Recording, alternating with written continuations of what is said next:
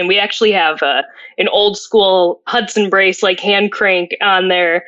Everybody kind of laughs at it, but it's like, what happens if something ever happened, the drill doesn't work and you need to get the skull off and, you don't have a choice. So we have that on there too.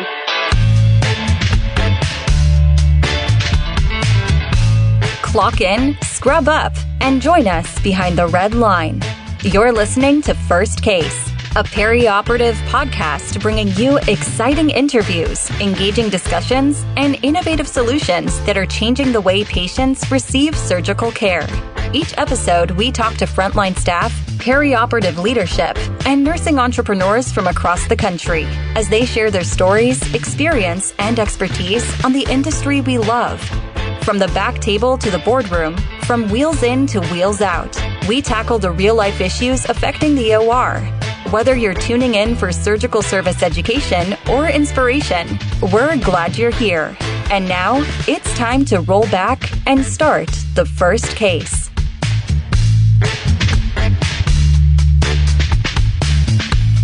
This week on First Case, we speak with Alyssa Bittel. She's a surgical tech practicing at a level 1 trauma center in central New York, and she's an avid listener of the First Case podcast. And she told us after we finished the interview that her favorite episode was with Monica. So if you haven't had a chance to listen to that one, it's quite a history of surgery over the years. And so I want to give that shout out just on behalf of Alyssa. But as we get into the interview today, Paul, she reached out. She's got a huge passion for working in neuro because that's her specialty service.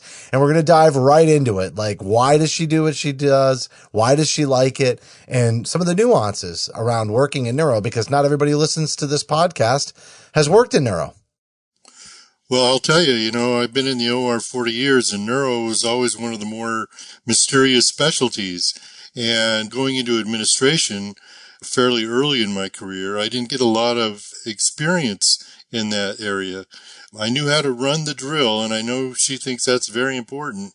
But some of the other things were, I just never had the opportunity. And I think she's got some really good tips that she's going to be able to provide to the listeners, and all the energy she's got. I'll tell you, as an OR director, I would have hired her in about 2 seconds. This is going to be a great interview. All right, we're going to be right back after a short break with Alyssa Bittel.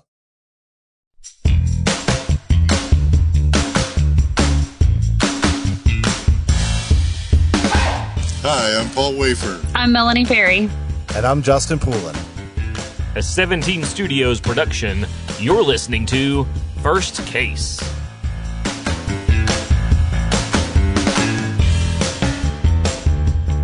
Joining us now is Alyssa Bittel. She's a surgical tech practicing at a level 1 trauma center in central New York and a loyal listener, because this might be the first time somebody came to us and said, I would love to come on the podcast and talk about what I do every day. And I got to tell you, I love mixing it up here, and I love the energy, the enthusiasm, and the fact that you took the initiative to come on the show, or at least ask us to come on the show. And so, Alyssa, thanks so much for coming on. Oh, yeah, for sure. I'm really surprised to hear that nobody's ever reached out to you guys first. That's kind of surprising to me. Well, it's a new age, but people are still getting comfortable, I think, with the technology. And we do get wonderful, wonderful guests. But one of the things that makes podcasting so great is getting guests with different levels of experience, different things that they're passionate about. Oh, yeah, for sure. And this is a unique one because you're the first person who's reached out and said, let me on. So yeah, for sure. I love it. Yeah, I love to talk about brains. Well, so yeah, I was going to say, why don't we have you tell us a little bit more about yourself? And sure. Obviously we're going to be talking about neurosurgery today, but tell us your background and why you're so fascinated with brains. Well, so when I was a kid, I used to watch, Discovery Health all the time, and I used to love watching surgery, which is probably weird, but I also didn't know what I wanted to do in high school. So, my parents dragged me to one of the career fairs, and I kind of picked up the flyer for surgical technology. I'd never heard of it before, and I was only 17, and I was like, this seems really interesting, like to be involved in surgery and to see all that kind of stuff. Like nobody gets to be involved or like, see your do. I've never even heard of it before, so you know what I mean? And, and it seemed like the demand was high and things like that. So I kind of just jumped right in. And for the first half of tech school, I was only 17. So it was a little bit overwhelming to kind of be thrown into the chaos of the OR for sure.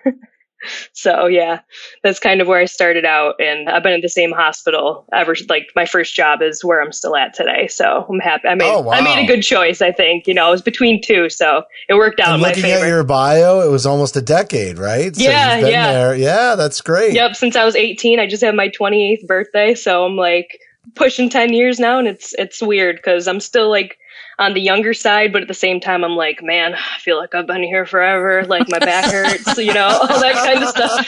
I'm not even 30, and I'm going home. Like if I don't wear my compression socks, like I'm kind of screwed at night, like that kind of thing.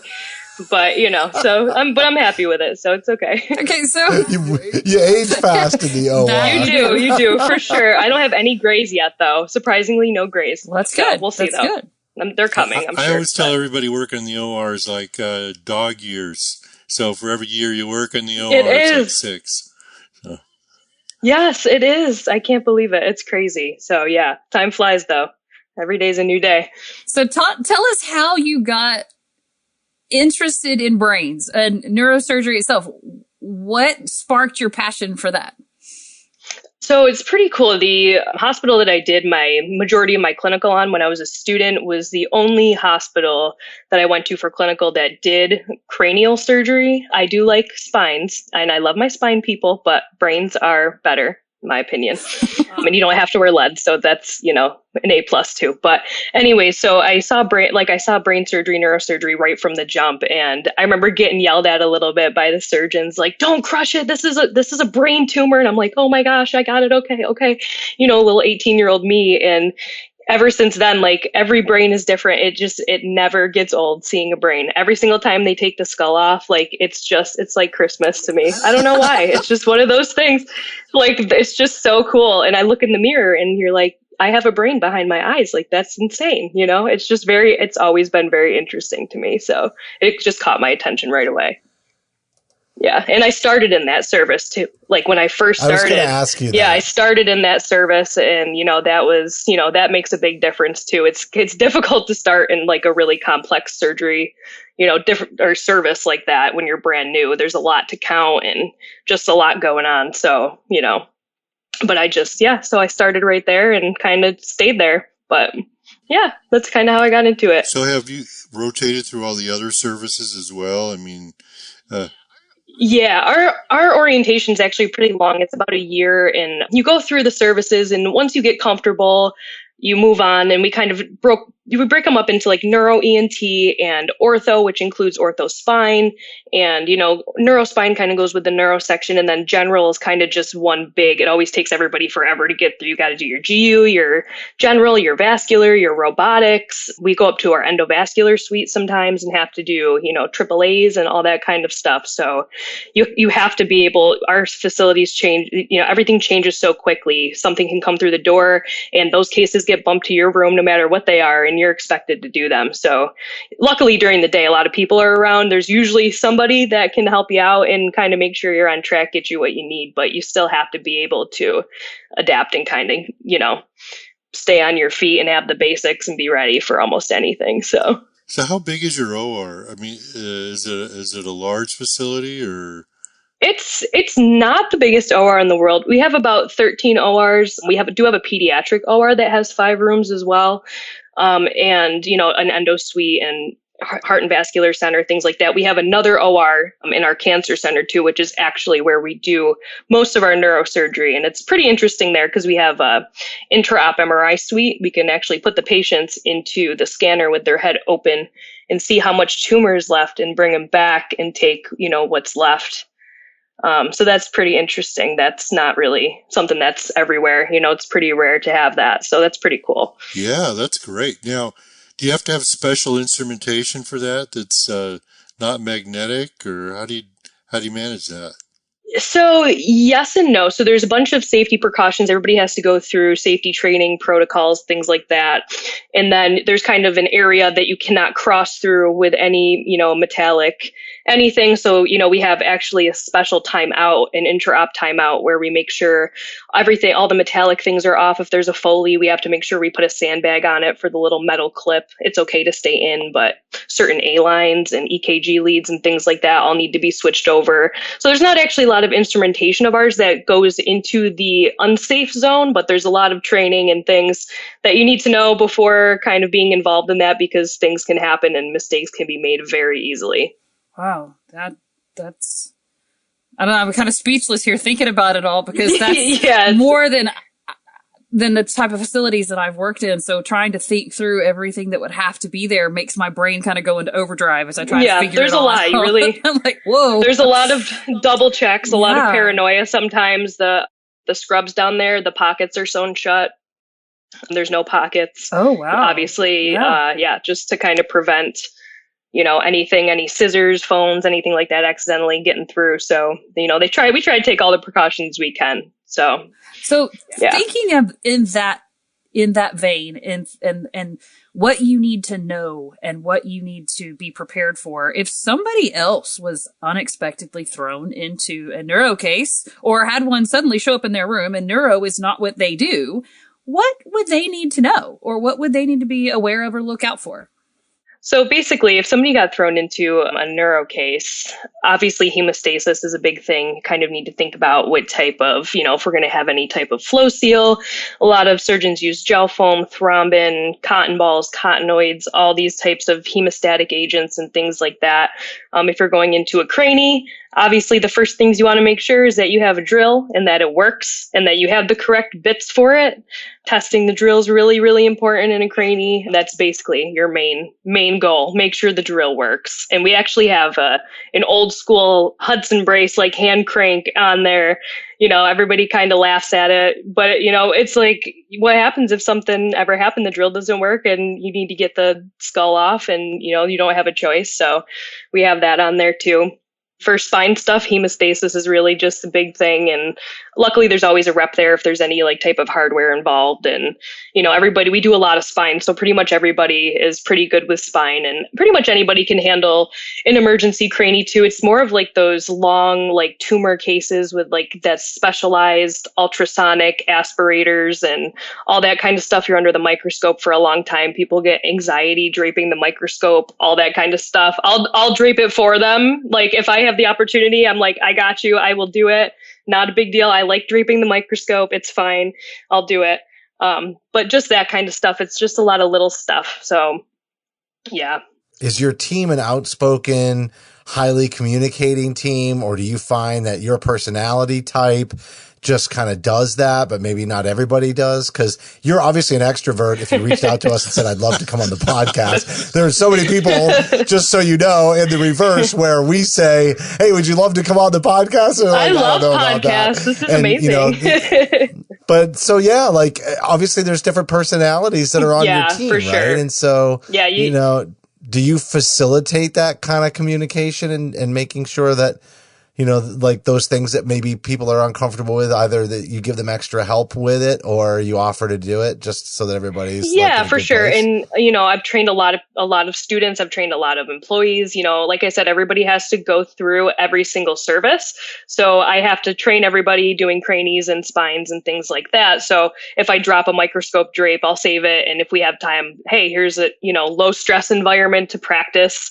doing the microscope, not at a time where they're like, okay, we need it, we're ready or whatever. And they're fumbling with it and, all that kind of stuff. So I kind of just go with what the person I'm training needs. And I try to just pick up on their strong suits. And I do kind of think that I am a good communicator. I try to tell them to, like, a doctor's never going to be upset with you for the most part for asking them what they need for things, for surgeries, and, what they prefer. Do you prefer these cottonoids? Do you prefer this or that, or your draping and things like that? It's never wrong to wait and just kind of ask them when you have a minute to make sure you have what you need. So I just try to go with what my person I'm training kind of needs. I think it's great what you're doing in terms of the training and all that. I'm just wondering, is there like a specialty team of people that you normally work with, like for the circulators and the surgical assistants and things like that? How does that work at your facility, and how does that affect what's going on in the room? So that's a really good question because we have, healthcare now is kind of like a revolving door, as everybody knows, especially with COVID and everything else that's going on. So, there are teams, or there are people that have, certain things that they're good at. And, the nurses who make the assignments and do the breaks and, in charge and stuff know who does well with what and what surgeons and what specialties and whatnot. We do have, certain circulators and techs that do neuro more often than others. However, everybody is kind of expected to be able to kind of do, the basics and, kind of get themselves through it. But yeah, we do. And all of the surgeons I've been working with, a lot of them have been working with for 5 to 10 years, which is really nice. And the neuro residents actually have a longer residency than any other specialty. They have 7 years instead of 5. So I get a little bit of extra time being with them. I mean, because neuro cases are long. Sometimes you're under the microscope with these people for 12, 15 hours. Like you're going to get to know them either way, whether you like it or not. So I get to know they're like my family. We've, gone places together and all that kind of stuff. So that's nice. And we do have a pretty good team that's in there quite often. And if there is people in there that it's mostly on the off shift where, sometimes I'll get a phone call here or there. During the day, I try to make my rounds if I know there's like stuff going on that I could help people out with, especially in my service. So that's kind of the off shifts and things like that, or if, they can't get a hold of somebody that can help them out. That it doesn't happen that often, but it does happen, and things definitely go smoother when, your same crew is in there together. Things just go a little bit smoother. So. I can agree. Having the same crew makes things run a lot more smoothly all the time. My background is orthopedics, and I've done quite a bit of orthospine. I can say that preferentially orthospine versus neuro, I'm going to take orthospine. So I think me and you would be in opposite sides of the OR. But, it's fair.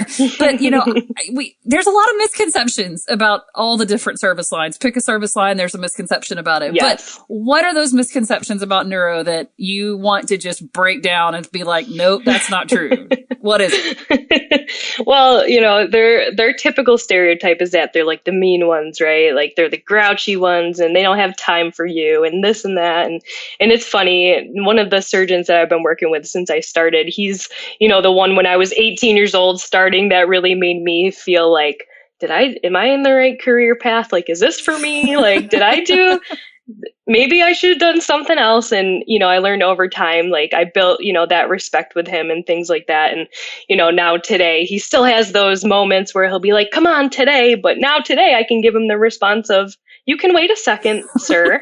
You know what I mean? Whereas before it would be like, okay, like I'm trying, right. That kind of thing, like the nervous. Now I'm just like, all right, get over cool yourself. Your jets. I know what you need. We've done this for a long time. And really, honestly, they're just a bunch of loners. I love them to death. They're a bunch of loners. They're a bunch of nerds. They get upset when they get yelled at. And I'm like, you're lucky you're not an ortho or a GU because you would be crying every day. Like, I love you guys, but come on. But no, they're great people. And some of the attendings and stuff I've worked with since they were interns. And it's been awesome to kind of watch them grow up now over 10 years and, just kind of see the filtered residents come through. And they really are like friends and family to me. So that's really cool. But, the thing is too, they're just people. They have a phone number, they have a life, and that's the thing is you just really need to not treat them like God. And that, you can't give them any more of a complex than they already have. They're just people. And you really just need to treat them like that, and you'll get that in return, So. So, Alyssa, it sounds like you do a lot of neurosurgeries. So what is the weekly volume of neuro cases that you're doing? I mean, is it a pretty big service at your hospital? So we serve a pretty big area. We serve pretty much like basically up to Canada, almost all the way down to Binghamton, which is basically the whole center strip of New York. You can just chop Long Island right off of this map. We don't even want to think about that. We're not part of that. We're up where the farms are. We're in the apple fields. So we serve a lot of area, and, COVID has obviously put a hit on it, but we do a lot. We do a lot of tumor surgeries. We do DBS surgeries, deep brain stimulators for Parkinson's. We have a surgeon who is starting to do more awake cranie surgeries, where he can actually keep the patient talking and stimulate certain parts of the brain to make sure he's not cutting through any speech centers or anything like that. So that's really cool. The Parkinson's surgeries are interesting too, because those patients are also awake, and when they turn it on, you can actually watch their tremor stop completely. And it's like one of those very like gratifying things. And, those people struggle a lot with that. And so it's really a gratifying thing to see that go away for them. So, we do a lot of spine, lots of spine, but those things have not stopped during COVID. I'll tell you that. They're still going multiple times a week. So, there's a lot. We're still going all the time. So, the thought of just being in a procedure as a patient going through brain surgery awake, I can only imagine, like, what are some of the conversations that go on, because you're just adding this whole other element. There's like a psychological component there that I would think has to be addressed. I mean, I'm sure we're dealing with it with medication to some extent. Yeah. With that, there's probably lots of good stuff going in before, yeah, for sure. Before that. But at the same time, no matter how much you medicate somebody, they have to be really nervous. Yeah. And there's not a lot of procedures where you're communicating with the patient. Yeah. So what is that like? Especially while you're in their brain, So, we try to really communicate with them. Some of the patients really tolerate it better than others.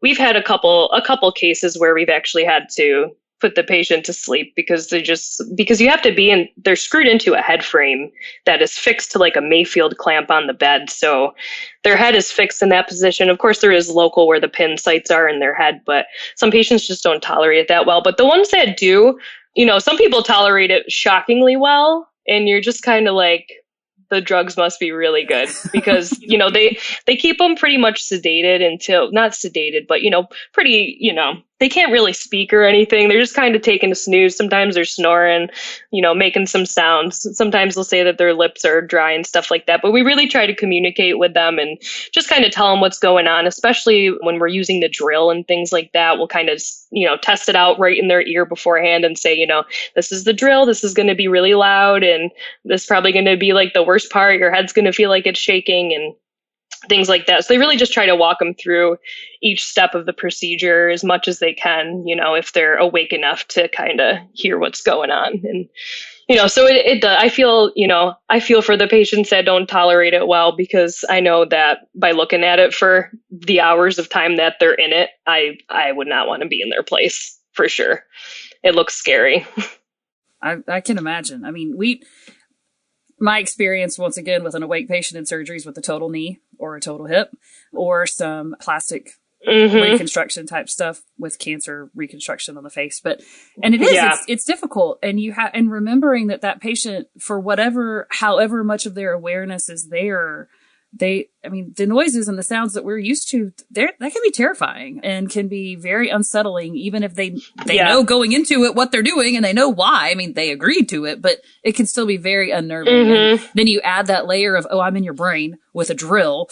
I mean, I can only imagine just how uncomfortable patients can feel and how important it is for the CRNA who's up there by the patient, or for the scrub tech or the circulator or the surgeon, all those people communicating with that patient to let them know and that Anticipatory guidance is one of these phrases we use in nursing all the time, but that telling them, oh, this drill is going to sound like this, or your head's going to rattle, suddenly that makes it a little bit better because they know what to expect. So that I can definitely appreciate the explanation for them before you turn a drill on inside their brain.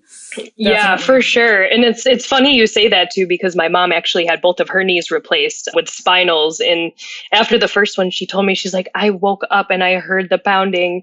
I heard like the hammer. And she said, I told them I'm awake. And I'm sitting there thinking, oh my gosh, no, that's like my worst nightmare. We know too much, but it is, it is really scary to think about, even knowing. But how do you keep the conversation from wandering off into things you probably shouldn't be discussing while the patient's awake? Is there a reminder that you have in the room that, hey, this one's awake? Once in a while we're like, oh, or, when somebody walks in the room, the first thing we normally do is say, hey, they're awake. So just, they're awake, obviously, because, once they're not awake, we all know in the OR, conversations, and we start, talking about our day and things like that. And, until things get serious and we do our job and, we do what we have to do. But we try to let everybody know when they come in the room, and, everybody that is involved in those cases is usually involved in those cases too. So it's, usually if somebody that is not typically in there walks in, and I have one of my best friends who is the head of like the neuro service. He's a nurse. You can hear him down the hall, like even when he's just talking in his plain voice, he's like half deaf, and I love him so much, but he is so loud. So I have to I'll even wave at him at the window, and I'll just kind of give him like the shh, no, like don't. Even if I can hear him from outside the door, I'm like, come on. Dude, stop. Yeah. So, we try to be, aware of that because, the conversation can wander sometimes. Yeah, and you got to keep it on track. Yeah. I've walked into an OR before talking very loudly only to be shushed because, the patient's awake. Exactly. Usually we would put signs up on the doors that said, caution, patient awake, but those signs get lost. They're not always up. But, exactly. End up on the floor. Or wherever. But so let's shift gears just a little bit and just talk about adaptability, because you've mentioned it a couple of times already, talking about how, yes, you do neuro, but you have to be able to do everything, or in your orientation, you learn everything that you do in your facility because you have to know how to do it if a case shows up. Just adaptability in general for OR staff. Can you talk just a little bit about why that's so important? Yeah, for sure. Especially at our place where things are constantly changing. I know some of the surgery centers might be a little bit more, streamlined. And I actually first started my clinicals in the surgery center. I think every tech should start their clinicals in the surgery center because you really learn the steps of the case over and over and over and over. But yeah, it's really, really important. I think note taking is very important because those pick sheets are not going to be right. I'm sorry, but they are not. They're not going to be right. They're going to be somebody else's. They're going to be what he did 2 years ago. They're going to be last week's model, So notes are really, really important, and notes have helped me a lot since the very beginning. So I think note taking is very important. Just the basics, but it all really kind of goes along with the amount of time that you've been doing it and experience, just to have certain things for general cases and certain things for vascular cases and this and that. And, I was in a room like about a year ago, and they were kind of trying to have some of our newer nurses, scrubbing and stuff, which is something we actually don't normally do, surprisingly. But, unless the nurse had already been a tech and stuff, we hadn't been like training our new hired nurses, to scrub or even have them scrub in. But they were like, with this new group of nurses, why don't we just at least have them scrub in to see what it's like on our side, just to be scrubbed in and be helpless and, be sterile and that kind of thing. And they threw a hysterectomy into our room. And this was a year ago, and this was the first hysterectomy I've ever done in my career. Okay. I did them in school and we do them at our facility, but for some reason the stars never aligned. So me and her, I said, girl, we're just going to do this. We just, I'm like, I think we need a uterine manipulator of some sort. Let's make sure we got the right instruments. I got the service leader in there. I'm like, please just tell me the names of these. and we'll be good. Just make sure that I have the basics and we can take it from there. And it was a little hectic, but it turned out to be good. And I was glad, and I'm always glad after a situation like that, because it just kind of brushes you up on things that you're not used to doing, and, stuff like that. So at first I get a little nervous once in a while, but it always is worth it in the end to kind of get that little brush up on whatever you haven't done in a while. So. All right, Alyssa. Well, this was a fantastic interview, and I'm so excited that you reached out to us. And I want to encourage others that listen to this podcast. If you've got a really just great passion for what you do, or you've got a specific topic that you think is really important in championing, very similar to Alyssa, who's helping us kick off this season today. Oh, cool. I want to encourage you to do that. So, Alyssa, very, very nice job. Keep up the great work. I love your ability to communicate. You had a lot of really good pointers in there. And I also want to commend you for just, helping train. Yes. And make sure that people come in and learn, the right way, and that hopefully your enthusiasm also rubs off on them, not just your knowledge base, but what I would assume is your ability to keep them kind of calm and comfortable when they're just learning the ropes. Yeah, for sure. Thank you guys so much for having me. This was awesome.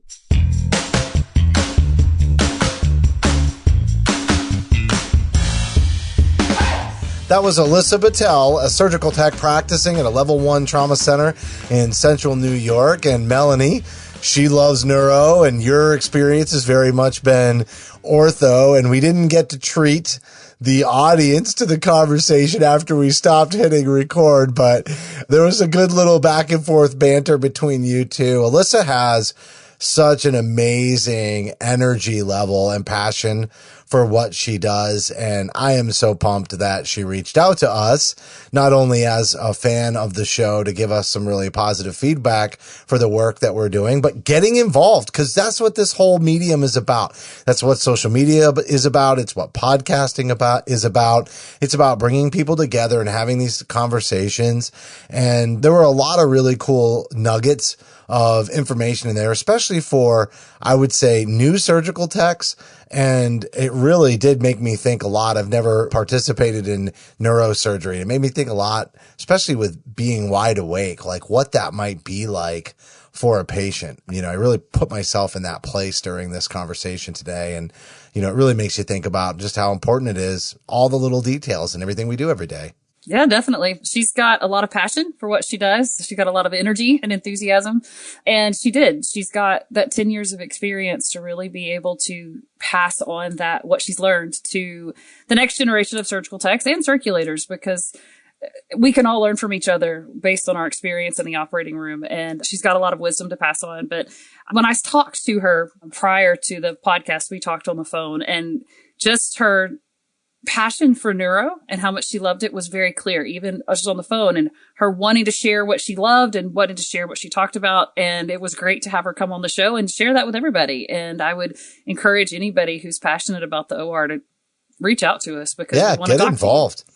All right, that's going to do it for this week's show. As a reminder, you can help support First Case by subscribing on Apple, Amazon, or Google Podcasts. You can also find us on Stitcher, iHeartRadio, Spotify, or just search for First Case Podcast on your favorite podcast application. You can also access bonus content for certain episodes, but you got to download our smartphone app for iPhone and Android. And while you're there, we'd appreciate a rating and a review, because your feedback is important to the show. On behalf of Paul, Melanie, and myself, thank you for listening to this week's episode of First Case.